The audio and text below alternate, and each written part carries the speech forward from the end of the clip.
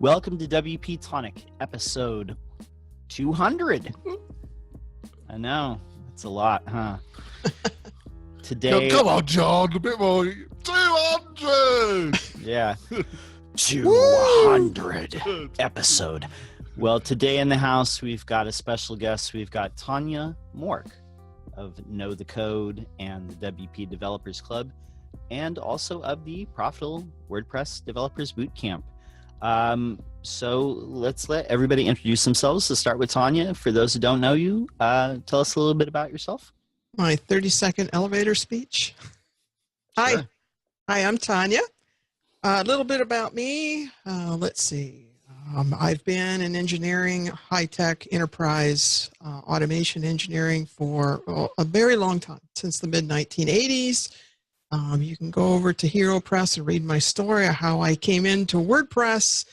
It's an interesting little story there. What I do now is I'm very focused on this. I'm on a mission to help WordPress developers to be able to grow in this profession, to be able to prosper, to innovate. So everything I do is about giving value and helping WordPress developers to be able to achieve their career and business objectives. Excellent. And also, I'd like to introduce my co-host, Jonathan Denwood. Tell us a little bit about yourself. Oh, hi there, folks. I'm the founder of WP-Tonic. We're a maintenance support. We only specialize in WordPress. We're your trusted partner, aren't we, John? Trusted as always. My name is John Locke. My business is Lockdown Design, and I provide SEO and custom WordPress development for lots of mid-sized businesses. And we'll just jump right in. One thing I wanted to ask you, Tanya, you said you've been involved in a lot of like high-tech automation programming since the 80s. Tell us a little bit about that. And but also I want to touch on something like in your story, you had kind of a bit of a comeback story, to say the least. Tell us a little bit about that and your journey to getting involved in WordPress. Sure. So I started my career in a completely different path than I'm in now. I was in the world of, if you can think about anything that's a product, your computer, your car. I was in defense. I worked with HP. I worked with Boeing, those types of companies. And if you think about products, all right, let's just think about the computer that you're watching this on, or the device that you're using. That's built in a manufacturing facility. There's equipment that puts that together, that measures it, that checks quality. It has robotics, a lot of different instrumentation and personnel. And we engineered electrically. We also did the pneumatic, the hydraulic engineering design to build all of that equipment. And then my team and I programmed it. So we did the actual machine programming that put those products together. And then on top of that, we would build artificial intelligence type of monitoring systems that would go in and be able to predict and look at bottlenecks, tell you if something was going to go wrong. And if it was, predict it and be able to help you to be able to solve those problems. That's where I started at. And then I built a company around that where I put together a team of the highest the people who had achieved master level in that profession, and we were consultants. We were hired by a lot of the big major companies around the world. So I worked at the enterprise level. And then, as John pointed out, something happened.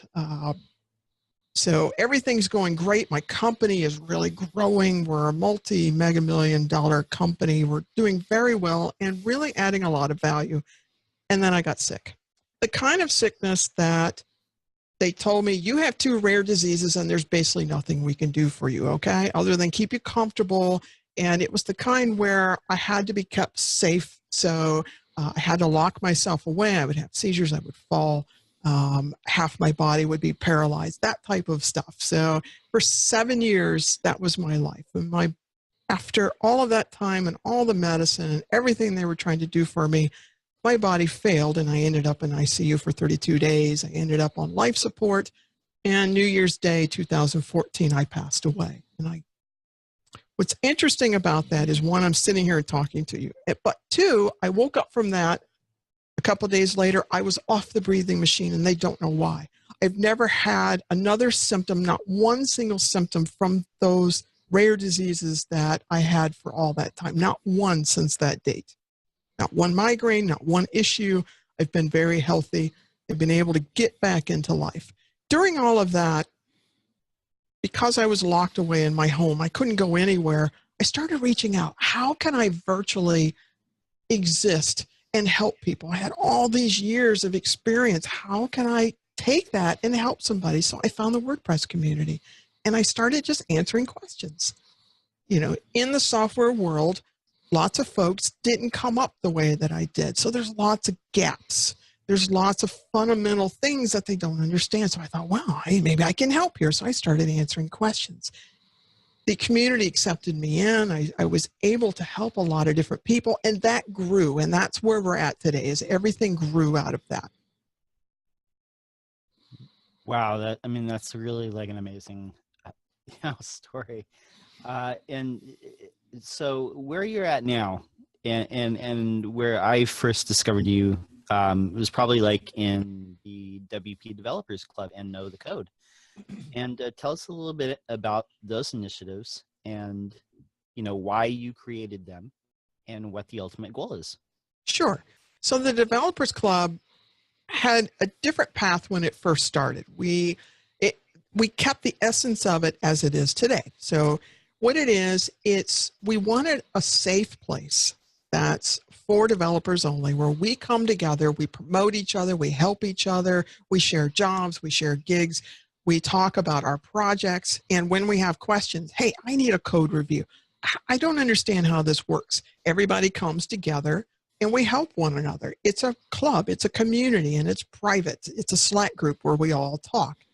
We had thought about also putting together an apprenticeship program and a dev school, a very formal school that you come to, and we started down that trajectory to put that together. And then we found out that the community, it just didn't fit the ecosystem. The ecosystem, people need to make money now. They need answers now. How do I solve my problems now? Yes, I have long-term objectives, right? A long-term strategy I need to put in place, but I have problems now, and that's not going to help me to achieve them. So we disbanded that, and I started up Knowthecode to have that same mission of, how can I help you right now? So here's a problem. You can come over to the club and we can instantly help you with your problem. But if you're looking for growth, how can I systematically be able to grow my expertise, right? So what we do is we say, okay, it's you and I together. So I pre-recorded it, but it's a project. Let's build a plugin. You want to learn about custom post types? Well, let's build it. Let's actively do it together. And I leave in all the boo-boos on purpose. I show you how I do things, how I think about it, and I talk about that. And we stop and we say, whoops, okay, why didn't that work? What does this do? Why does it do that? When do you apply it? And we go through a process together. You can kind of think about it like pair programming, except it's in a virtual space, and it feels very, very light. Like I said, I leave in the boo-boos so that it feels like you and I are working together, because in life, things aren't overproduced, right? It's just you and I, we do a lot of backspace, we do a lot of thinking together, and that's how I put Knowthecode together. No, excellent. And part of that too, like something you said that I want to follow up on is, a lot of people, they it's great, like, hey, like I can go and learn how to code, and maybe in 6 months or a year I can get a job. But a lot of people, like, they need to make money like right now, and a lot of this is part of the Knowthecode. What are some things that are really holding back, that you see from the people that come in through your class, that are holding them back from making money? Is it things like efficiency, or just not being able to do the things that they need to do to get those bigger clients? Or what are some things that hold people back from making that money right now? Okay, there's a couple of elements to that question, and we're going to break it down. So let's deal first with what's holding you back. First, you have to have the mindset of this. This is a profession, okay? So if you really want to make money, if you really want to go get that big career and make serious money and build serious things, or you're building a business and you really want to move past, struggling and you're fighting for every single, contract you get, and you're getting these piddly little contracts. Well, there's something you need to understand. You need a long-term plan, period. It's a profession. I always give the analogy of this. Okay, so my in-laws are very musical, and so my nieces sat me down and they said, "Here, play this on the piano." I'm not musical. I grew up in an athletic family. I'm not musical, but I was able to copy what they're doing. I'm emulating what they're doing. I can't write code, or I can't write music. I couldn't take that and adapt it into something else. People who can play the piano did that over years of practice. What's the same in this profession? You have to have the mindset of this. Yes, you have a problem to solve right now, and you're trying to serve your client or your project, right? But you also have to realize to stop and think about a process, a mindset, a long-term strategy of how can I move from where I'm at today incrementally, boom, boom, boom, boom. So when I tell people to do this, I always say, be an inchworm. Stretch yourself just a little bit, master that. Stretch yourself a little bit more, master that. And what ends up happening is it's not linear. We think, well, it's going to take years. Well, duh, of course it is. To really move yourself up. I've been doing this 30-some years and I'm still learning. You will always be learning. But if you're slowly stretching yourself, it becomes exponential, right? So I can tap into what I'm learning all the way along the way and use it right now today to progress myself and help my clients. The second part of what you asked me was, okay, how do you go get those bigger paying clients, right? Or go get that big job at 10up or Web Dev Studios or Crowd Favorite? How do you do that? That's an enterprise level. If you're going to go and do work for those companies, that takes a whole different set of skill sets that are technical professionalism, soft skills, right? Workflow is a big part of that. And those are things we're going to be teaching at the bootcamp that you mentioned, and we can get back to that. Efficiency, effectiveness, workflow, thinking about the ROI that you're delivering to your company, whether that's you or who you work for, the project and the client, become very critical when you realize that this is our profession. Okay, so therefore efficiency and thinking about, okay, I don't want to write everything from scratch every single time. How can I build pre-built, well-tested, robust libraries? How can I get that to work for me? How can I think smart and not always chase the buzz out there? Ooh, something new just came out. Whoa, I got to go and learn about that. Well, you might be wasting your time. Because what I tell people is, I just had a request the other day.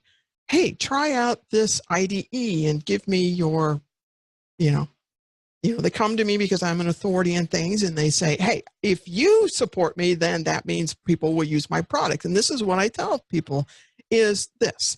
I have a workflow and a process. And for me to deviate from that process, I need to know that it's going to make me better, faster, and I'm able to serve my client. In other words, anything I can pull into my workflow, and you need to be thinking the same way, that's going to make you better, faster, more efficient, right? So I can get it done more quickly, or reduce my costs, my time, my risk.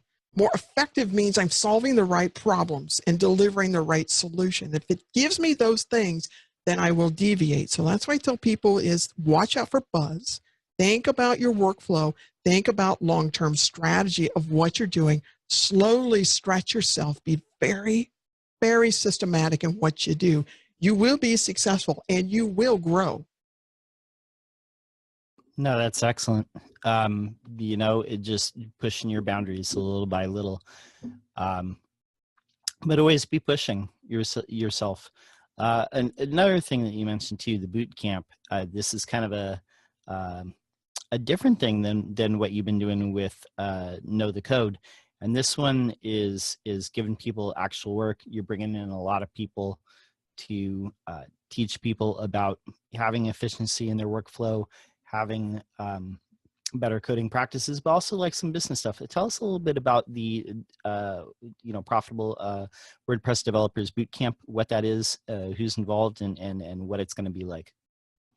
Okay, so the whole impetus to why, excuse me, I put this together is this. So if I'm teaching in the space, people are going to come and ask me, how can I grow my business? How can I make more money? How can I go get a job and make people at 10up or whatever notice me, right? I want that big career. I want to make more money. I want to be a professional. How can I do that? And if I'm an entrepreneurial WordPress developer, how can I go and my inbox gets flooded all the time with, I was just writing a blog post today about that, with how to go and get that elusive better client and make more money, right? How can I do all of those things? Well, if you're entrepreneurial, you need business skills, period. You've got to fine tune your mindset, your processes, your metrics to get your business working for you, to know your market, period. What is your market? And you've got to really, just keep adding on the reallys. Really know them, right? If you're going to serve them, you got to know them. That's marketing, right? That's also branding and positioning to get the message out there, to attract them to you and then convert them and retain them. Those are skills that, yeah, you can go and read articles about it, but this is the approach that we're taking. We're bringing mentors, people who are experts. They're going to do active workshops with you in this boot camp and give you plans, actionable plans that you can then go and do for yourself. So it's not just like a WordCamp or a conference where you sit there on your butt and you listen to people and you get bored and you play with your phone. No, you're working, right? They're workshops. So think of it like this. A software boot camp. If you were to go and spend $30,000 and go to a software boot camp, oh, and we're going to merge in career development. Oh, and we're going to merge in business. Hey, and how about project management? I don't care if you're entrepreneurial or you're a career-focused developer. You've got to know how to manage projects, how to talk to clients, how to break down and estimate your cost and your time. You've got to know how to be able to take what someone's asking you to do and think about the scope of it. How do we put scopes together? How do we go and communicate with our team, our client, everybody that's involved, because you may have other contractors or other companies involved. How do you all work together to be able to deliver the right solution and maximize ROI? That's what this boot camp is about. And it's different because of this. One, it's 5 days. It's 5 full days. I mean, you're literally going to either come in person to Milwaukee and be in the room with us, interact with the mentors, or you can watch us via live stream. That's completely different than a lot of things. We realize we can't put together a software boot camp and expect people to come for 6 months or 3 months. That's just not possible.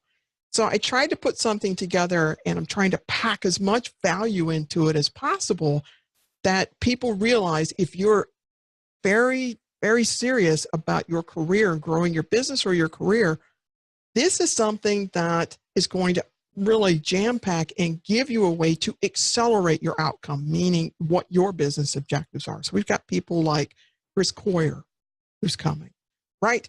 We've got Jess Jurek and Kareem and Lisa coming from the big web agencies, and they're going to be sitting down and talking to you about what does it take to work at the enterprise level. Then we're going to do project management, and those 3 are also going to talk about that. We're flying in along from Germany. Gary Jones is coming from the UK, right? We've got Tom McFarlane, we've got Carl Alexander, and the list goes on and on and on.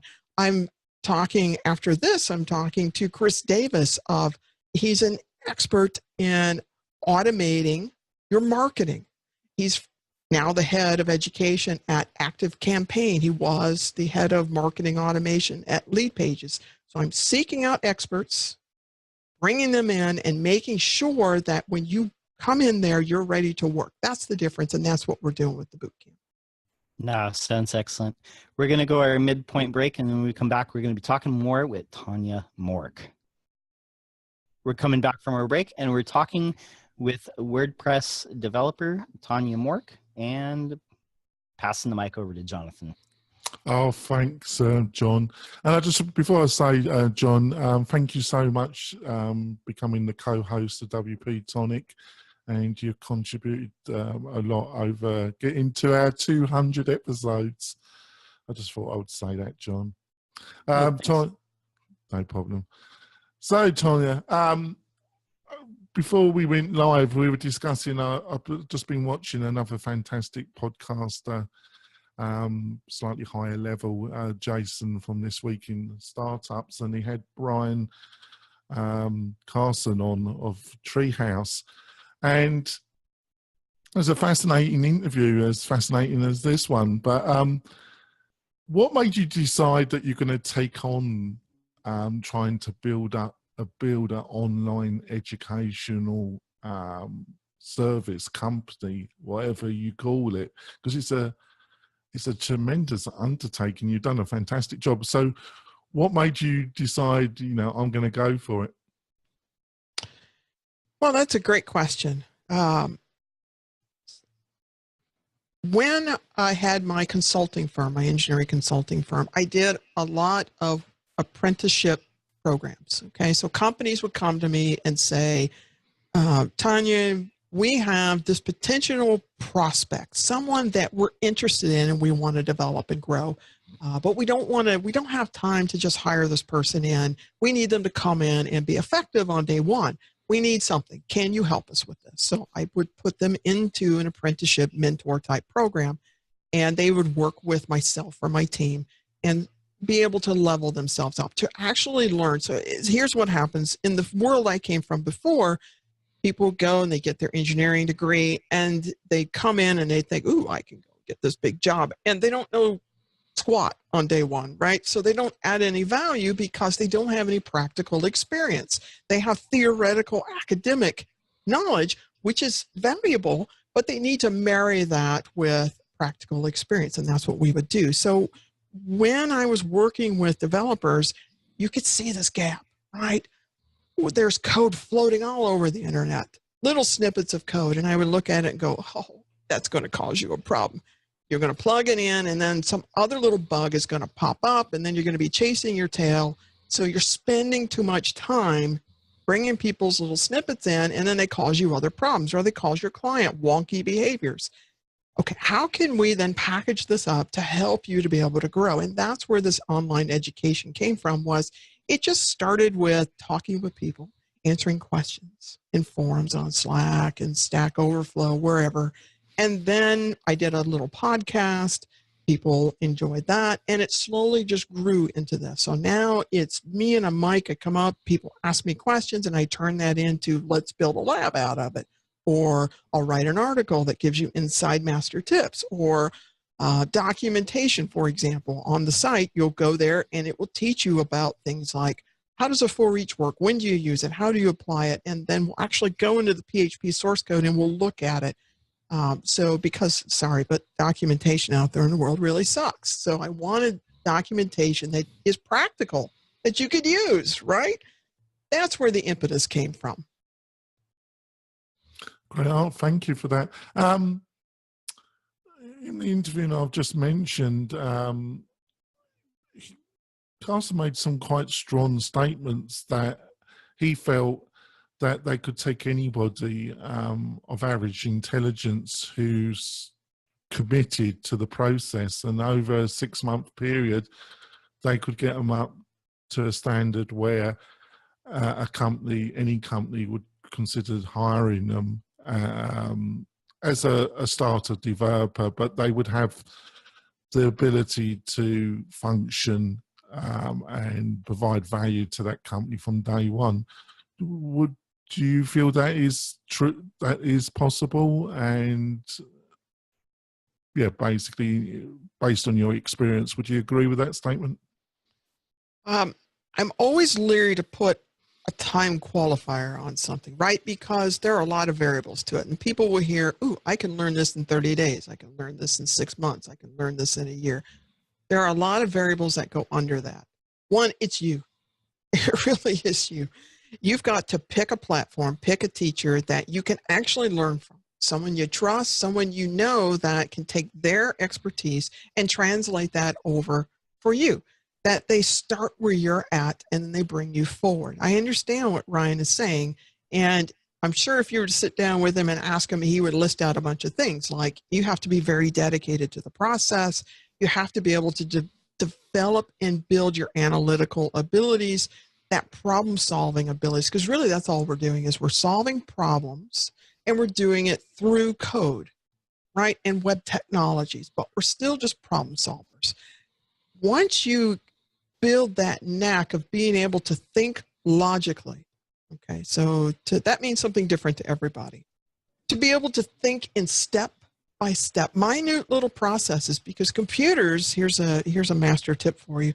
Computers are really, really, really fast, but they're very stupid. They only do what you tell it to do, step by step by step. And that's where you get in trouble, is thinking the computer can figure out that, oh, no, I didn't mean to type this. I meant that. No, It only does what you tell it to do. So that's part of that logical, analytical thought. If you can develop that, and if you already have a natural knack for it, then yes, you can spend the time, if you're dedicated and you spend the time focused, and I'm going to stress that word, focused, that you're incrementally growing yourself and you're not getting distracted running off and doing this and running off doing that, and I'll go learn Vue and I'll go learn React and I'll go learn, and now you're all over the place, right? And you got gaps. But if you're very systematic and follow a program, you can get to a point where you can come in as a very entry-level junior type developer. That's going to take a company then that wants that type of person, and they're going to pair them up with someone that's higher in their expertise and then grow them. Not every company wants that. Okay. What I used to do and what I still do now is to help people to do that process, but you've got to find companies that want that. Some say, if you're not an engineer right now on day one, I don't want you, right? And others will invest and grow you. So like I said, there's a lot of variables to it to be able to put a time qualifier on. Yeah, because basically he puts forward some facts that domestically there would be a demand. I can't precisely remember what the time period, but he said for actual software jobs based in the US, there's a perceived demand for about 1.5 million jobs. I presume it's annually. But the actual universities through computer science courses only produce 500,000 graduates per year. And he's saying, depending what area you're in, if you're in the Bay Area, you're up against Google, Facebook, multitude of companies. And if you're in the small medium, you just cannot compete with those people. So you've got to be prepared to grow your own talent. Do you follow his logic, or do you think, what's basically your response to those type of statements? Yeah, if we were to step out into outside of the WordPress bubble, and that's where he's talking about in that space. Okay, so there is a big rise in search of software boot camps. So people go to school, they get their degree, and then they find that it's very difficult to find a job. So then they go to these software boot camps, or you're self-taught, and then they go to these software boot camps, and their approach is very immersive, and they're taking you and they're pairing you up with mentors and growing you. That gives you better odds and a competitive advantage, which we all need competitive advantages, period, right? It's growing your expertise and putting you on a path that then you can go and stand up and be able to compete with others. So yeah, if you're trying to compete to get into Facebook, well, first of all, you're probably going to have the credentials behind you. I mean, they're higher, or Google, they're looking for a specific type of credentials, specific type of intelligence. They're looking for the right fit. But if you're looking to work at a lot of other software companies virtually around the world, right? You can work anywhere these days around the world. those things give you a very competitive advantage. And yes, there is a huge amount of demand versus what's actually available. I agree with them on that. Oh, you do. I just thought I would ask you there because I listened to various sources, and some people say, you know, with the growth of internet, that there's such an ability to get quality talent from abroad that it is affecting the kind of positions somebody domestically could get. So I just thought I would ask you that because I hear contradictory voices about that. Yeah, and it depends too. I mean, yes, you can go and get talent from anywhere in the world. So some companies, all they're going to look at is that price. What can I get for X amount of dollars? And they're going to go to a market that gives them talent for X amount of dollars. Other companies are going to look at form, fit, and function. How does this person fit within my company, within my culture? Are they going to add value to my company, not only now, but over the long run? And those are the companies, those quality companies that you want to be looking at, that they're looking past just, okay, this person has X amount of dollars to them, right? So I can get this one for $10 an hour, or I can get this one for 100. Well, sometimes if you put those people together, you've got to look at and see which one's a better fit. If it's $100, but you can get it done 10 times faster, then it's the same cost. So yeah, there are companies are getting much smarter about that. We're even seeing that in the manufacturing world where, yeah, everything would go overseas, and now people are starting to talk about bringing those things back because of that. They're starting to see efficiency and effectiveness really does matter. It does impact the bottom line. That's great. Obviously, I know that this isn't true. I know because obviously on our Friday show, we've got another great educator, Morton from lynda.com, that comes on our show. And I've had a few discussions with him. There is an enormous amount of work in building something that have managed to achieve. What are some of the things that you have learned in this process that have even surprised you?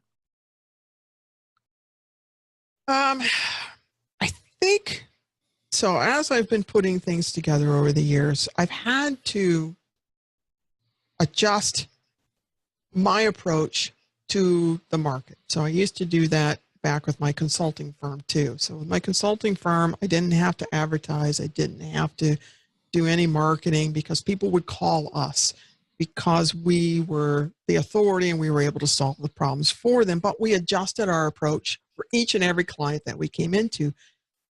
Learning this ecosystem, learning exactly what you're looking for was a bit of a surprise, in that a lot of times I'm trying to shift people from immediate, I need to eat right now mode of thinking to, okay, yeah, we can fix that. But if you're constantly doing just that, you're never going to grow, and you're always living paycheck to paycheck to paycheck, and you're always hungry, always.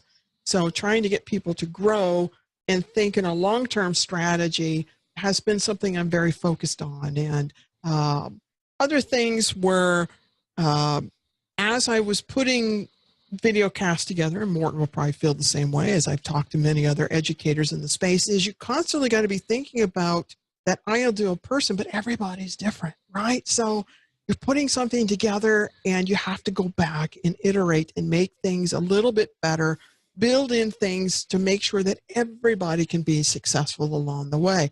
That process is something that's evolving, and I think it will always evolve. It needs to continue evolving along the way as well. So I think those are probably the couple of things that I've myself have been learning.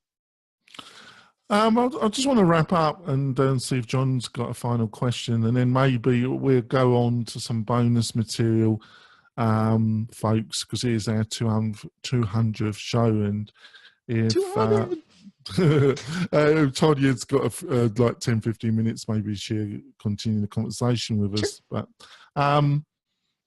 you were saying, you know, I can tell you're a very methodical person, very analytical. You I can tell, I've read a lot of your blog materials. I can tell that. And you said previous in the conversation that, you need to follow the course and you need to focus and not go over to the next thing.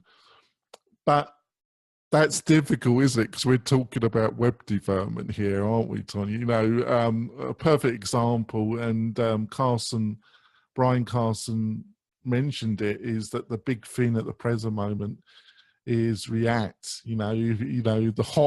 The hot thing is to be a React a full stack developer that's really superb at React. So you can see everybody's jumping into that.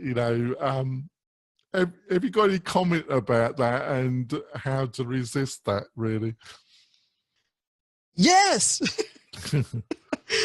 All right. So the one thing I want everybody to realize is frameworks are there to make you more efficient, to get more done. And there are a lot of them. And here's the thing, is they're going to come, they're going to be big buzz, and then they're going to go away. So I've seen so many of them. Oh my gosh, I got to go learn this. You've got to change your whole scope, your whole libraries. You've got to build it with this. We go and we take our teams, we invest time, we learn it, and then a year later, it's gone. Boom, it's gone. So here's what I'm going to say is in the WordPress space, it depends upon what you're building. Okay, so if you're building small and medium sites for your clients, do you really need React for what you're doing? I mean, seriously, really. I sit in everything I build in either native vanilla JavaScript or jQuery. That's all I need. So although you're hearing the buzz and you're thinking, whoo, I got to go and do what this latest thing is, really, do you really need it? Is it something your clients want? Is it worth your time? Is it going to make you, again, I'm going to come down to cost in your bottom line. Is it going to add value for your clients, right? Is it going to make you more effective, more efficient, and increase your ROI? Because here's what's going to happen. You're going to invest your time in this new buzzy thing. And then let's say you use it, okay? How often are you going to use it? You've just increased potentially the complexity of the code base that you have to maintain. If you're not proficient in it, you might introduce bugs. You may get wonky behavior. Your costs just went up. Your risk just went up. I'm not saying that you don't go and build in Vue or React or Angular or Backbone. Remember Backbone was all the big thing? We don't talk about that much anymore, do we? Do we talk about Angular that much anymore? No, not that much. So we have to think about that. If it's not going to be something that your clients need right now, your market needs now or within 6 months from now, then think about it. What are you really gaining from going and investing all your time and being distracted to go and learn it? However, if you're wanting to step out and also do work outside of WordPress and you're going to go and do something like some Laravel, Symfony, maybe you're a JavaScript coder and you want to build in JavaScript. You are a JavaScript front-end coder. You got to know React. I'm sorry, but that's the case. If you're going to stay in WordPress, I'm going to say the majority of people don't. Yeah, I thought I would let you say that. But I totally agree with you. Actually, I think it's slightly even more complicated than that because it really depends on what your career path is. If you really want to be self-employed, a freelancer running your own business, the kind of skills that you're going to need are going to be really very different to somebody that wants to get a job with a leading software house, really, isn't it? Yeah, if you're going to go to the enterprise level, and this is why I added that to the Bootcamp, right? That's a whole different level. You want to work at Automatic, 10up, Human Made, any of those companies, Crowd Favorite and Web Dev Studios, that's a whole different level of skill set you're going to have. Right? So at that point, maybe you need that and maybe you don't. That's going to depend upon what your focus is. And again, in anything, in engineering, in web development, you can be very niche-y. And if you're the authority and you're building yourself to say, I'm a front-end developer, I specialize in SaaS, for example. I know how to really do CSS, and I can do it fast. I'm effective at it, and I know how to do innovative things. You can go get a job doing that and be very successful. So if you want to do JavaScript, you're going to have to know some different platforms, but then you're specializing in those things. So it's something to think about. You don't need to know everything out there, and don't let people tell you that you do, because it's completely false. You really don't.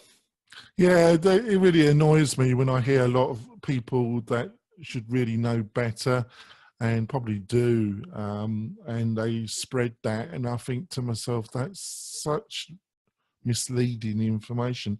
It is like OOP and procedural. I've had this discussion all the time. People will come to me and say, well, I have to learn OOP. No, you don't. No, you don't. You can code effectively in procedural, functional, or OOP. You don't have to know all of it. But what you have to do is master one of them. Be really good at one of them, period. That's so true. Got any ending question to the podcast part of the show, John? Yeah, one last question. And this calls back to something that you said at the onset of the episode, Tanya, where you said programming, web development, it's a profession. And I come from a blue-collar background. I was a union guy for like almost 20 years. And in a lot of professions, you have to apprenticeship. They take people that know nothing about the job. They teach them for, a few years, and they teach them all the skills. Why do we not see that in web development and programming? There's obviously a need. Everybody wants to recruit people, as you said, that are engineers on day one. Why don't we take people and train them up to be great engineers instead? What holds the industry back? That's $1 million question right there. Let's just have an episode about that one day. I agree with you completely. I started out, I got out of the Navy, I had electronics training, I was wet behind the ears, and they put me into a mentorship program. And I learned from some of the best. That's how I got my start, because I'm non-degreed. Imagine a woman back in the mid-1980s, non-degreed, and being an electrical engineer and a software engineer. It was because I was paired up with some folks who had PhDs and master's degrees. They had lots of years of experience, and they worked with me. Now, what software tries to do now is they've morphed into this, we're going to do pair programming. Well, that means you've already been employed, right? So someone hired you, gave you a chance. That means you've got to have some sort of credentials. Well, that's where these software boot camps have spun up. But they're very expensive, $10, $20, $30, $40,000, and you've got to go live there for 3-6 months. So you've got all that cost on top of it too. Now, they will give you an advantage. I agree with you. When I started the boot camp, or not the boot camp, the club, I started an apprenticeship program. And I brought in, I think it was like 10 different people, and I started mentoring them. I found some folks just said, well, why do I have to do that? I don't want to, It's going back to that understanding of long-term, what's your goals, understanding that there's a difference between a hobbyist or a weekend warrior, and I want to be a true professional, and there's different levels of that.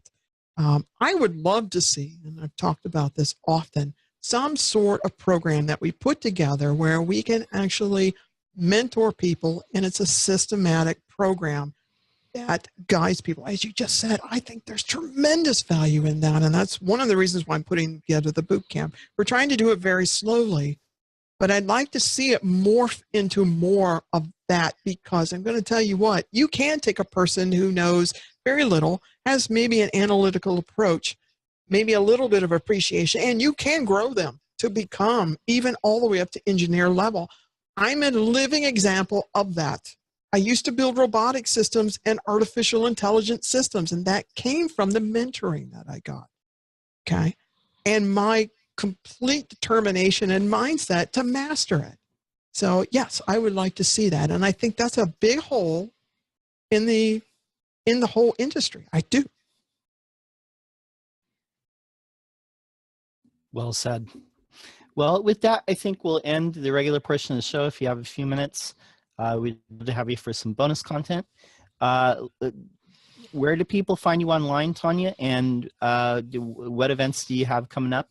And we'll drop those links in the show notes. You can find me everywhere. I try to be highly accessible.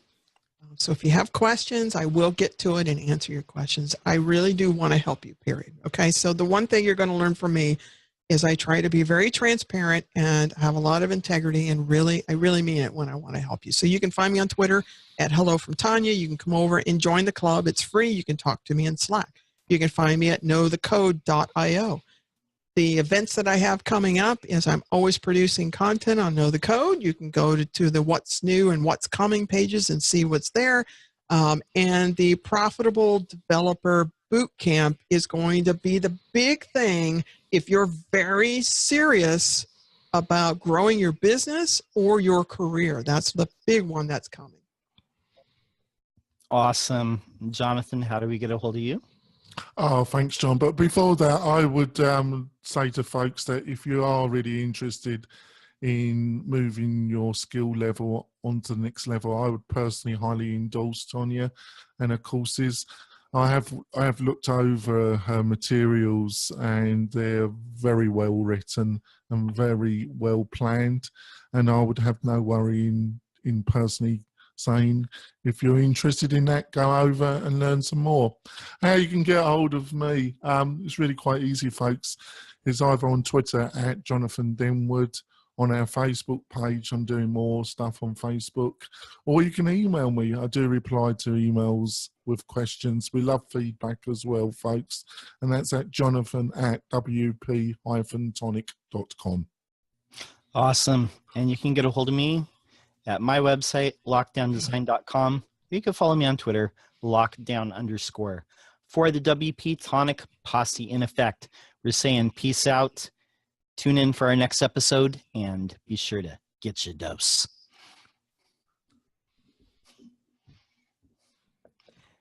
Bonus content time. Yeah, sure. Bonus. Bonus, yeah, bonus. Yeah, after hours stuff. I love bonus after hours stuff. Yeah. I was going to ask you a quick question, actually. Probably not quick because it's coming from me. Artificial intelligence seems to be a real buzzword, you know, at the present moment. And I'm not saying,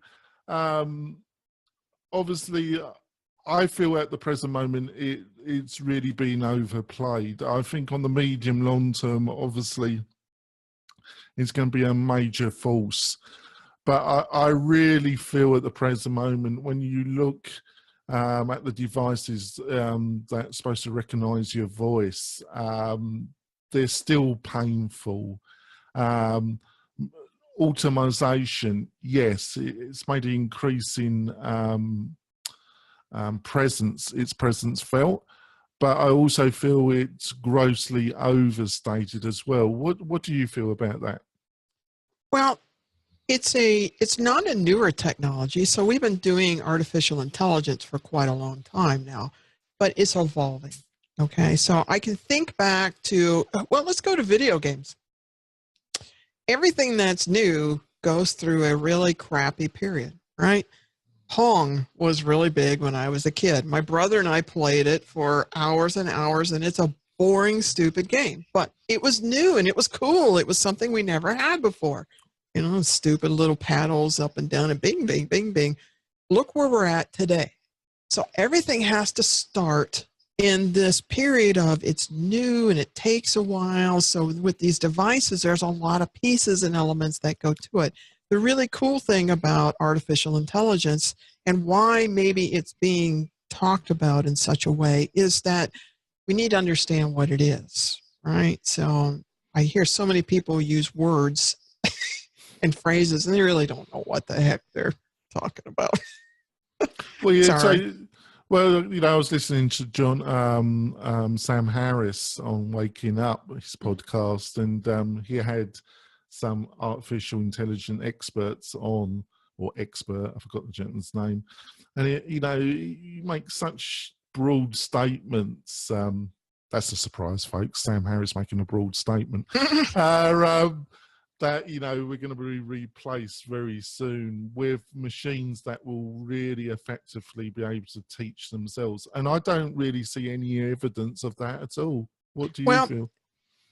I don't agree with they're going to be replacing us. Why? Because I worked in automation for all those years, and I did not, yes, machines made us more effective, and yes, it did replace some jobs on the line. However, it can repurpose those. So now we move people into new positions, and we teach them and we grow them, and they do different things. The thing with artificial intelligence is, first of all, it's fallible because it's written by humans, okay? Machines don't necessarily learn. What they're doing is they're watching patterns that you're writing, and they're looking for the things that we code it to do, to look for, and that's how it's learning, is it's looking at different patterns and running these calculations incredibly fast. So the stuff that I used to build would take all that real-time data from a machine. So if you think about a machine would be like 2-3 football fields long. So think about Boeing when I was doing the wing spar programs and 2 robots coming together down a wing and putting rivets on. You think about these machines and how huge they are, all that real-time data, and what the computer would do is sit and do analysis based upon the patterns and the heuristics we put together to be able to predict, and we would say learn, right, to be able to predict what might happen. Well, we're trying to perfect that in artificial intelligence. So it's kind of like we said back when we were kids, one day the Jetsons will be real. We'll all be flying around in little cars and we'll have jetpacks on our back. Well, here we are, how many years later? I'm in my 50s now. We don't have that, right? So will it replace us? Will we be able to have robots walking behind us and giving us our every whim? First of all, who could afford that? Honestly. So I think it's cool to talk about and dream about, but what ends up happening is what we don't see is the bigger context, that this type of technology has a lot of offshoots. What we learn and innovate from that becomes something else, and it starts to grow other concepts, other industries, other technologies, and we get better, smarter, faster at everything we do. It's kind of like our space programs. Yeah, you can go to space, but it's all these residuals that you get off of it, all these new technologies. Another thing that really kind of irritates me, sorry folks, is is another term that's really it's been bandied around for the past 4 or 5 years, is big data. You hear it almost in every marketing technology company in the Bay Area, big data. What is big data? And is there any kind of, is it been really overinflated, really? The companies that actually do it well. So big data, if you think about data mining, okay, so artificial intelligence and big data can go together because, okay, so I can go off and I'm collecting like Google. I'm going and I'm collecting all of this information, and then I need something, so I've stored it all away. Now I need something that's going to analyze it. Okay, so we have these programs that know how to sift it, grab it, archive it, put it together in different ways. It is a big, big industry. Okay, so people pay a lot of money for that marketing information about companies, about people, because as I said before with the boot camp, you got to really, really, really know your market segment. So big data is a big, real thing, and there's a lot of money in it. Yep. Right. I just wanted to clarify that. Got any questions, John? Nah, I think we're good. What? No bonus stuff? Come on. Nah, no bonus stuff. Yeah. Let's just finish off. So we've done 2. So Tonya, you said you've been listening to some of the shows. Yeah. So I'm amazed that you still agreed to come on then. Any of them, any come to mind that you thought were really great? I was, I'm working on marketing myself. It's something, technical people think in ones and zeros. We don't think about we're not as good at thinking about marketing and, being able to extract. How do I get someone to convert? So some of the content I was listening to was down that realm because I'm trying to get better at it. And I'm going to tell you what, I am not an expert at that. Don't come to me and say, Tanya, teach me that. I'm not an expert. That's why I invited people who were. So I was listening to Amy last night, because I'm sitting here going, I need to grow my email list. If I'm going to effectively reach as many people as possible to bring this boot camp to them, I've got to reach out, so the idea isn't just to bring my little core clique of people who follow me. I want to also reach as many people as possible around the world. So I need to grow that. She gave some great tips. I love the way you guys were asking her very in-depth questions, and those turned into actions for me. I have a list on my whiteboard behind me of things I have to sit down and do today. So those are the types of things I was listening to. Well, thanks for that. It's great to get feedback like that. So, John, any of the episodes since you've been my co-host that come to mind that you thought were, for whatever reasons, have stuck in your memory banks, John? Yeah. So in the last year or so, I would say the one that really sticks out is our one with Jonathan Stark on value pricing. Yeah. That one seems to resonate really deep with a lot of people. That one really sticks out because it's so opposite of how most people think about stuff, but it makes a lot of sense. So go check that out, episode 160. That was an awesome one, by the way. Oh yeah, thank you. Yeah. Any ones that stick out for you, Jonathan? Yeah, well, you chose the one that really sticks out, and for some reason I really enjoyed it. But I've forgotten. Come on, Jonathan. The young web developer that you recommended that we should. Oh, Tim Brown, 160. Yeah, I really. Tim was a blast, wasn't he? You can tell why people hire him, can't you? Yeah, he's driven. He's, like I said, he's really driven. A lot of people still sleeping on him, but he's going places. Chalk that one up in the books. So yeah, I thought that was really good. We've had a lot. Yeah, we've had a lot. I really also enjoyed, but I'm useless on names. Unfortunately, John's much better. The other one that you recommended, the Canadian that coaches is a developer. Curtis McHale, 131. Yeah, I thought that was good value as well. That provided a lot of insight as well. No, definitely a ton. And like I said, a lot of our panel shows were really good. The panel show that I got a lot of value out of, 172, Brian Jackson was dropping a lot of knowledge. And that one was about site architecture and SEO. For people who are like trying to improve their SEO, there's a lot of tips in that one. A lot of like stuff that just, kind of made me like rethink a lot of stuff too. I've implemented since then. So it's exactly the same. We were talking before Tonya joined us. I was actually talking about some of the things I've learned from Brian's blog, and he's just a machine, isn't he, John? Yep. Yeah. Oh, definitely. Yeah. He just pumps stuff out. I'll also drop one for people who are like wanting to do Facebook ads. You mentioned Amy Porterfield. We just had her on a couple of weeks ago. Also go back and listen to the second interview we did with Moise Mars from Super Spicy Media. There's a lot of actionable tips for getting into Facebook advertising. A lot of stuff that I implemented from that one too. And of course, 176, our biggest website mistakes. We had the guys from WP Shout, and we had Lee Jackson on, and we shared a lot of our biggest botch ups with web projects. That one was a really great episode as well. So I'll watch that one after we get done here, because don't we all have great big whoops? No, most definitely. Yeah. I think a lot of the mistakes, and I've spoken to John about this, folks. A lot of the mistakes that I've made is not really. God gave you 2 ears and 1 mouth for a reason, and obviously on the reflection back, all the projects that have really gone pear-shaped.